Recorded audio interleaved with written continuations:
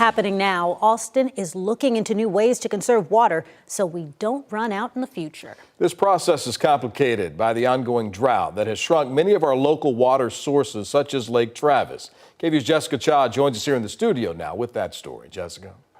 Yes, Brian and Quita. So about every 5 years, the state requires cities to submit water conservation plans.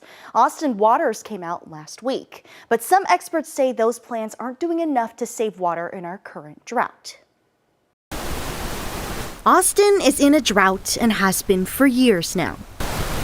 But whether we're in one or not, Austin Waters water conservation manager Kevin Kluge says they're always trying to save water. This is even more important for us to conserve our water as our reservoirs have been going down over the last several years. Austin Water tracks droughts by watching for triggers. That trigger is reservoir levels, like at Lake Travis and Buchanan. When it's full, it's about 2 million acre feet of water, and we are now at about 42% of that. That's less than half of the water Austinites use to drink, water crops, and use in businesses. Every 5 years, the state requires cities to update their water conservation plans.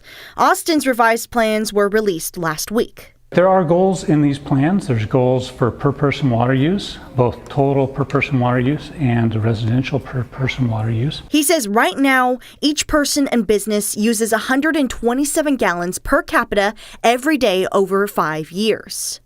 We hope by the next 5 years, on average, to reach 123. He says they'll ask folks to switch to lawns that use less water, install fixtures that save water, and use reclaimed water more. But some experts don't think that the plans are going to do enough during this drought. The lakes are low, and it looks like we're going into a critical period. And so there's some disappointment there. Robert Mace is vice chair of the Austin Water Resource Planning Task Force. It's a group made up of members appointed by City Council to help improve water plans. He says folks may not realize how bad the drought is, saying our last bad drought was just 3 years ago. I attribute it to drought fatigue. There's a good chance this thing could go on for another year or two, which would put us into uncharted territories. Mace says he knows how hard it is to change people's mindsets with saving water, but he thinks the water conservation plans could do more. I don't know that there's a tremendous amount of enforcement that's happening there, and so that's something that can be done as well. Trying to reach out to more people to let them know that, you know, things are starting to get serious with our reservoirs. Kluge says Austin Water thinks the goal is attainable for now, but is open to discussing other options and improving where they can. The city's Water Resource Planning Task Force has called a meeting to discuss their concerns with Austin Water. It'll be on Thursday from 1 to 3 at the city's Permitting and Development Center. In studio, Jessica Cha, KVUE News. Back to you guys.